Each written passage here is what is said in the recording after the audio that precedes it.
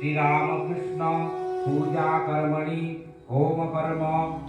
ओम यज्ञाग्रतो दूरमुदैति दैवं करुतस्ततथैवैति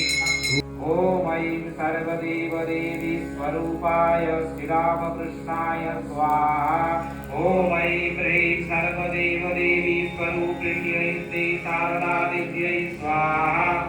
ओम ऐं ह्रीं सर्वदेवदेवी स्वरूपिण्यै श्री शारदादेव्यै स्वाहा संगाय सावरणाय षटक्तिकाय सपार्षदाय सर्वदेवदेवी स्वरूपाय श्रीरामकृष्णाय स्वाहा।